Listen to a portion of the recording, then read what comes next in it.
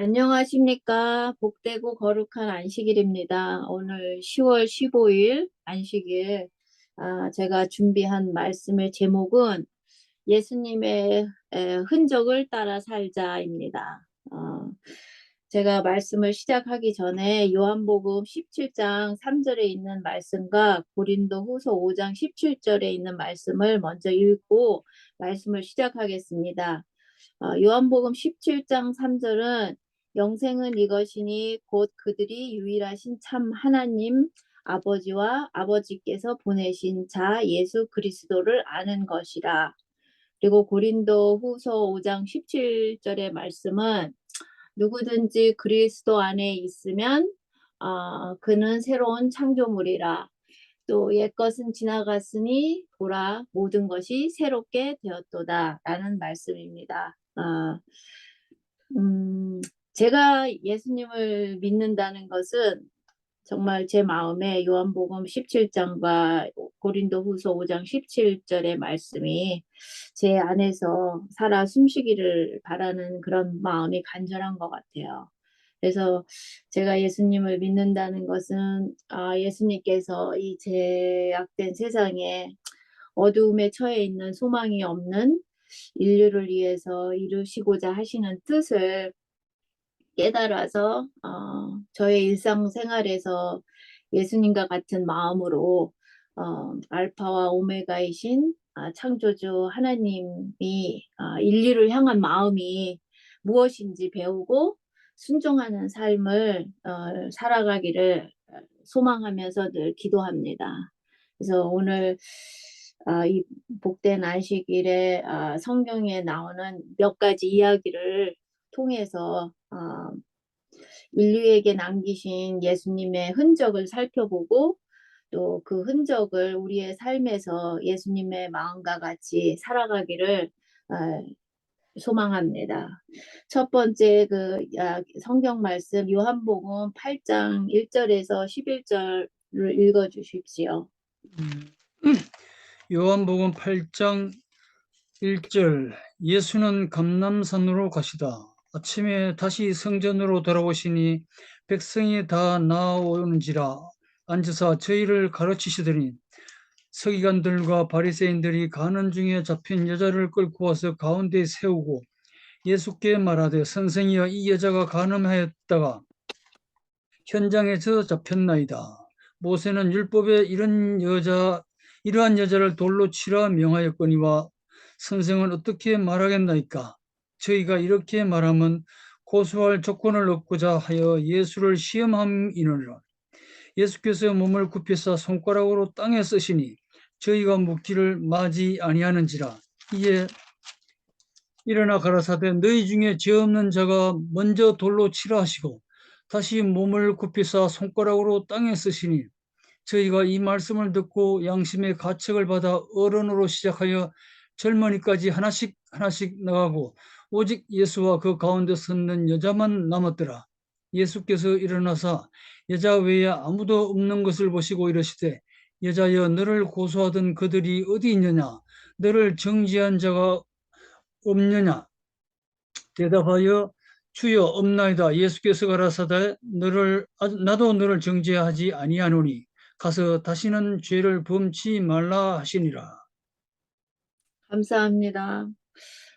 저희는 이 가늠하다 현장에서 잡혀온 여인들의 이야기를 저희 모두 너무 잘 알고 있습니다. 이 이야기에서 사람들이 여러 부분으로 그 강교함을 볼 수 있겠지만 오늘 저는 예수님께서 두려움으로 얼굴도 들 수 없었던 그 가련한 여인을 대하는 예수님의 마음을 생각해 보고 싶어요. 어, 여러 사람에게 붙잡혀서 예수님 앞에 서게 된 이 여인에게 간음하게 된 동기도 묻지 않으시고 또 정죄도 아니하시고 용서해 주시는 따뜻한 우리 예수님의 마음을 잘 알고 계실 거라 생각합니다. 저는 제가 이 현장에 있었다면 내 자신은 어떤 모습이었을까? 생각하게 되는 것 같아요. 그리고 제 자신은 이 가늠한 여인에 대하여 어떤 마음으로 대하고 과연 예수님과 같은 마음으로 그 여인을 대할 수 있었을까 하는 자문을 제 스스로에게 해보는 시간을 한 일주일 내내 가졌던 것 같아요. 예수님 앞에 붙잡혀온 가련한 여인을 바라보시는 우리 예수님의 마음은 아마도 제가 생각할 때 지금 너의 마음이 얼마나 두렵겠니? 괜찮다. 두려워하지 마라. 내가 너를 지켜줄게. 나의 품에 있으렴. 그럼 너의 삶에 자유함이 있을 거야. 나에게는 너에게 자유함을 줄 수 있는 영생이 있단다. 그냥 그렇게 하셨을 것 같아요. 이런 예수님을 저는 참 많이 사랑하는 것 같아요. 제가. 그리고 또 사랑의 당부의 말씀도 잊지 않으셨어요.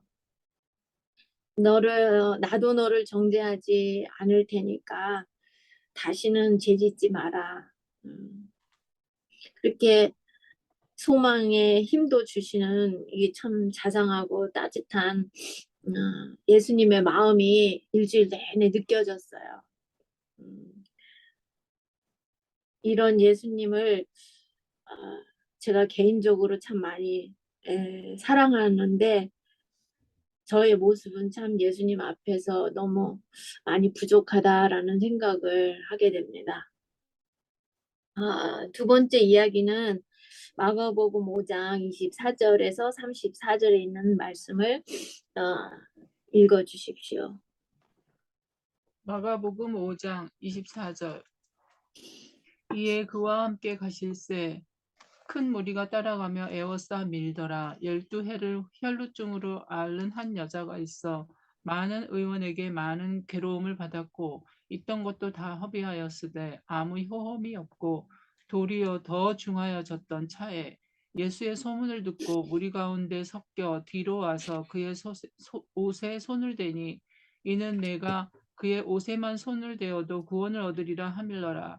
이에 그의 혈루 근원이 곧 마름에 병이 나온 줄을 몸에 깨달으니라. 예수께서 그 능력이 자기에게서 나간 줄을 곧 스스로 아시고 무리 가운데서 돌이켜 말씀하시되 누가 내 옷에 손을 대었느냐 하시니 제자들이 여짜오되 무리가 에워싸 미는 것을 보시며 누가 내게 손을 대었느냐 물으시나이까 하되 예수께서 이 일 행한 여자를 보려고 둘러보시니 여자가 제게 이루어진 일을 알고 두려워하여 떨며 와서 그 앞에 엎드려 모든 사실을 여짜온데 예수께서 가라사대 딸아 네 믿음이 너를 구원하였으니 평안히 가라 내 병에서 놓여 건강할지어다.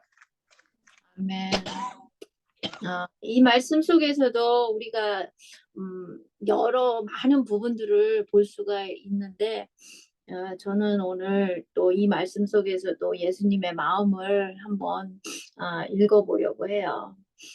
예수님께서 그 해당장 야히로의 죽어가는 딸을 살리시기 위해서 제자들과 많은 무리 가운데서 걸어가고 계셨는데 12년 동안 자기 혈류병을 고치기 위해서 여러 의사들한테 의지하고 또 자기가 가지고 있던 재물을 다 써버리고 몸도 마음도 지칠 대로 지쳐버린 이 더 이상 아무것도 의지할 곳 없고 할 수도 없는 이 여인을 한번 생각해 보게 돼요. 레위기 15장 2절에서 7절을 볼 텐데 레위기 15장 2절에는 이스라엘 자손에게 말하고 그들에게 이르라 어떤 사람에게 살아서 흐르는 유혈이 살에서 흐르는 유혈이 있으면 그의 유출로 인하여 그는 부정하니라. 7절에는 유출이 있는 자의 살에 닿는 자는 옷을 빨고 물로 목욕할 것이며 저녁까지 부정하리라. 이게 레이기 15장이 거의 한 장이 거의 다 유출병에 대해서 그렇게 닿았을 때 뭐 어떻게 해야 되는지 이렇게 읽어보니까는 그 여러 가지 절차들이 또 많고 복잡하더라고요.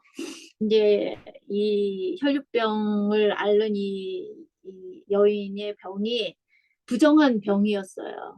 이렇게 그런 부정한 병이었는데 아마도 이 예수님 당시에도 이 혈유병은 부정함으로 이렇게 인정되지 않았나 이렇게 생각을 하면서 어, 이 부정한 병을 갖고 있으니까 이 여인은 아마 사람들과 함께 어울릴 수도 없었을 거고 저희들이 생각해 보면 12년이라는 세월이 얼마나 참 짧다면 짧지만 엄청 긴 시간이잖아요. 근데 사람들과 함께 어울릴 수도 없고 자기가 어떻게 좀 나아보려고 있는 재산 다 쓰면서 이 의사 저 의사한테 다니면서 시달리면서 사람들한테 또 그 눈치도 봐야 되고 또 아마 그 부정한 병에 걸렸다고 아마 사람들이 조금 뭐 이렇게 조롱하고 또 손가락질도 하고 그런 시선을 피하면서 외롭게 이 여인이 그렇게 살지 않았을까 이런 생각을 제가 참 많이 그 여인의 입장에 서서 많은 것을 한번 생각을 해보게 됐어요. 그러니 자기가 할 거 다 하다가 이제는 더 이상 자신의 힘으로 아무것도 할 수 없고 가진 것도 없고 근데 이 여인에게 정말 너무도 귀한 한 가닥의 희망의 소식이 들려왔을 때 그 자신의 부정함을 알면서도 그 낳고자 하는 그 희망을 가지고 수많은 사람들 속으로 그 마지막 희망을 붙잡기 위해서 죽을 힘을 다해서 갔을 것 같아요. 제 생각에는. 예, 그게 과연 그 가는 길이 쉽지는 않았을 것 같아요. 그 부정함으로 인정되는 그 병을 가지고. 그렇게 해서 예수님의 옷자락을 그 만지기 위해서 그 손을 뻗었던 그 여인의 이야기를 저희가 너무 다 잘 알고 있잖아요. 근데 저는 이 이야기 속에서 예수님의 입장을 한번 많이 생각을 해보게 됐어요. 수많은 사람들 때문에 예수님께서 많은 그 순간들을 사람들하고 많이 부딪혔을 것 같아요. 이리 부딪히고 저리 부딪히고 그걸 가는 길에 많은 무리가 따랐다고 했으니까. 그렇게 해서 그렇게 부딪힘 속에서도 그 여인이 예수님의 옷자락을 살짝 만졌는데 그거를 아신 그 예수님의 마음이 너무 감사했어요, 저는. 그러면 이런 상황 속에서 제가 그 바쁘게 이제 어떠한 목적이 있어서 가시는 그 와중에 사람들은 많고 복잡하고 사람들이 많으니까 시끌시끌했을 거고 그러면은 가시는 길이 뭐 바쁘신 길을 가실 텐데 이런 상황이 되었을 때 제가 혹시나 누군가가 저를 만져서 그런 능력이 나갔다 하더라도 누군가가 내가 필요해서 내 능력이 나갔나 보다 이렇게 생각하고 그냥 가시는 길을 가셨어도 됐을 예수님. 그런데 그렇게 하지 않으신 우리 예수님. 그 복잡하고 분주하고 바쁜 와중에서도 쓰셔서 그 여인을 바라보고 그 여인에게 위로를 주시고 용기를 주시고 어, 너무 가만히 묵상을 해보면 너무 섬세하시고 너무 자상한 그 예수님이신 거예요. 저 같으면 저의 성향 같으면 바빠서 분주하니까는 빨리빨리 내 거 할 거 해야지 하는데도 아마 이 야이로의 딸을 죽어가는 야이로의 딸을 고치러 가시는 그 예수님의 발길도 아마 급하셨을 거예요. 얼른 가셔야 고치니까. 근데 끝내는 우리가 뒤에 보면은 그 야이로의 딸이 죽잖아요. 근데 그것도 하나님께 예수님께서 이렇게 해결을 해주시지만 그러한 갈 길을 가시면서도 어, 그거를 잊지 않으시고 너의 믿음이 너를 낳았다는 그 따스한 격려를 잊지 않으시고 가시는 그 예수님. 과연 나는 나의 삶 속에서 그렇게 미세하고 작은 거 하나라도 누군가에게 필요하면 그런 격려를 할 수 있는 나의 마음일까 하는 거를 많이 생각해 보게 됐어요. 그리고 이제 누가복음 19장 1절에서 10절에 있는 말씀을 부탁드립니다. 누가복음 19장 누가복음 19장 1절에서 10절. 누가복음 19장 예. 예수께서 여리고로 들어 지나가시더라. 삭개오라 이름하는 자가 있으니 세리장이요 또한 부자라. 저가 예수께서 어떠한 사람인가 하여 보고자 하되 키가 작고 사람이 많아 할 수 없어 앞으로 달려가 보기 위하여 뽕나무에 올라가니 이는 예수께서 그리로 지나가시게 되미로라. 예수께서 그곳에 이르사 우러러 보시고 이르시되 삭개오야 속히 내려오라.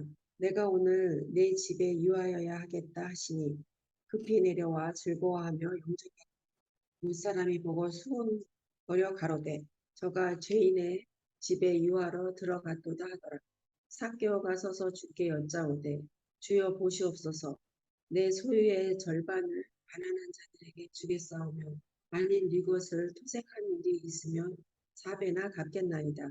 예수께서 이르시되 오늘 구원이 이 집에 이르렀으니 이 사람도 아브라함의 자손임이로라. 인자에 온 것은 잃어버린 자를 찾아 구원하려 함이니라. 아멘. 감사합니다.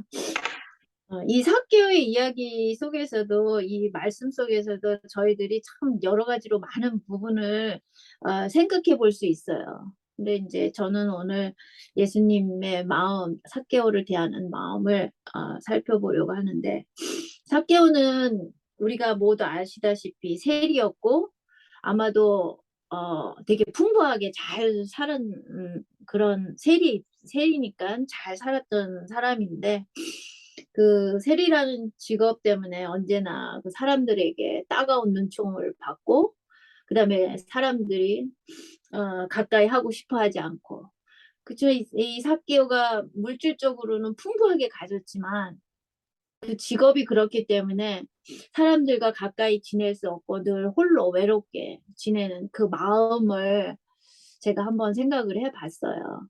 근데 물론 그 세리라는 직업으로 인해서 많은 사람들이 억울하게 피해를 본 것도 있고 많이 어려움을 당했고 그랬기 때문에 사람들이 참 가까이 하기 꺼려하는 그런 유형의 직업이었잖아요.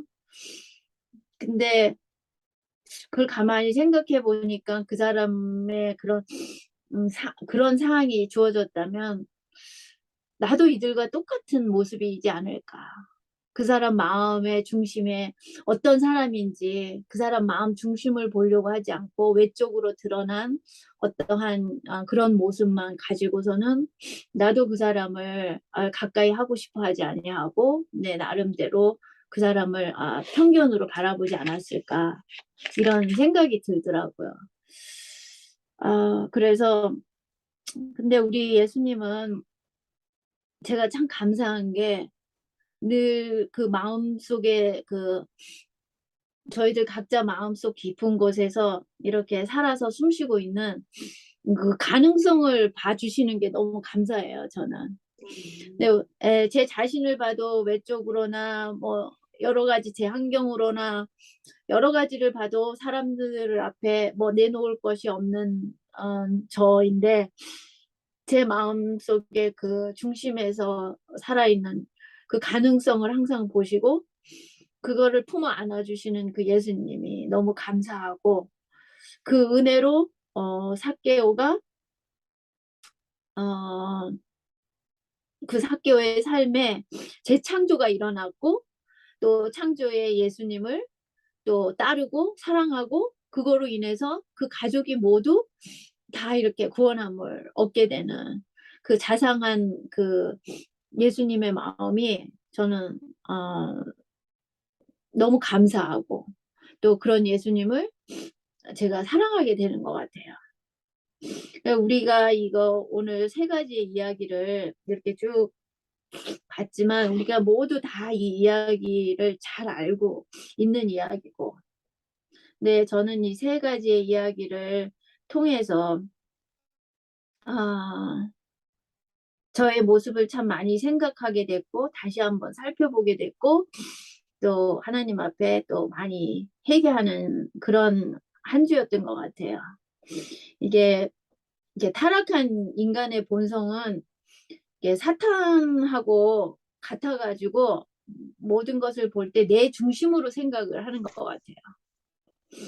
그래서 똑같은 어떠한 상황이 벌어져도 그 자기의 성장식에 주어졌던 환경, 그리고 또 나의 삶의 경험, 이런 테두리 안에서 판단하는 경향이 있는 것 같아요. 그러니까 사람마다 어떠한 상황이 벌어지면 다 보는 게 달라요. 이제 그래서 저부터 이 모든 우리 모두의 각자의 세계관으로 각자 편견된 시각으로 보는 거는 아닐까, 제 자신을 많이 이렇게 들여다보게 됐어요. 근데 예수님께서는 이 땅에서 공생애 하시는 동안 예수님의 생각과 예수님의 이 보는 견해로 하신 게 아니라 오직 하나님 아버지와 모든 것을 상의하시면서 하나님 아버지께서 원하시는 뜻을 이루시면서 그 예수님의 생애를 사시다가 십자가에서 우리의 모든 죄를 지시고 우리를 살려주셨어요. 그래서 저는 개인적으로는 말씀을 볼 때 이런 묵상을 참 많이 해요. 내가 어떻게 하면 예수님의 그 걸어가신 발자취의 흔적을 따라서 살아갈 수 있을까? 이런 제가 제약된 세상에 살고 있다는 이유로 내 자신이 가지고 있는 어떤 편견의 노예가 돼서 나의 의견과 편견이라는 사실을 인식도 못하고 또 살아왔고 또 살아가고 있는지 두려운 마음이 많이 생기더라고요, 이번 주 내내. 그래서 제가 어떤 분이 그런 말씀을 하시더라고요. 세상에서 가장 못난 사람의 성향은 가르치려는 태도만 취하고 그다음에 배우려는 태도를 갖추지 못하고 있는 사람이 가장 못난 사람이래요. 그래서 제 자신이 예수님 앞에서 이런 못난 사람의 모습으로 살고 있는 건 아닌가, 이런 생각을 많이 하면서 회개를 참 많이 했던 것 같아요. 나의 삶 속에서 언제나 객관적이고 옳다고 생각하면서 내 자신과 생각이 다른 것을 받아들이기를 거절하고 내가 믿는 것을 고집하고 내가 알고 있고 내가 믿는 것만 고집하고 그것만 받아들이려고 하고 제 마음에 사람을 바라볼 때 구분해가지고 생각하고 위아래로 보고 이런 판단하는 마음의 재성이 있는지 그렇게 살펴보는 삶 속에서 늘 주님께 죄송한 마음이 저는 많이 들고 예수님 앞에 늘 죄송스럽고 제가 두려워요. 그래서 그거를 위해서 참 기도를 많이 하면서 생활을 하는데 그래서 제가 예수님을 믿는다는 것은 앞에서도 말씀드린 것처럼 요한복음 17장 3절의 말씀과 고린도후서 5장 17절에 있는 말씀을 로 제가 예수님 마음으로 거듭나서 예수님께서 이 땅에서 사람들이 가까이 하고 싶지 않았던 그런 소외당하고 병들고 외롭고 고통당하고 경쟁 속에서 늘 뒤처져서 힘없는 사람 힘없는 사람들에게 찾아가시고 힘과 용기와 또 그렇게 아픈 사람들을 고쳐주시고 그 위로로 재창조함의 선물을 주셨던 그 사랑의 예수님의 흔적을 제가 말씀과 기도로 찾아서 살아가는 것이 저의 유일한 소망이에요. 제 신앙의 목적이고 소망이고. 그래서 오늘 제가 말씀을 마치면서 제가 예수님께 예수님 참 제가 이 딸이 참 많이 부족하지만 이 딸의 간절한 이 소망이 사랑하는 아버지의 자녀들의 소망이 되기를 제가 간절히 기도하면서 제가 오늘 이 말씀을 제가 사랑하는 우리 예수님께 올려드리면서 제가 말씀을 마치겠습니다. 감사합니다.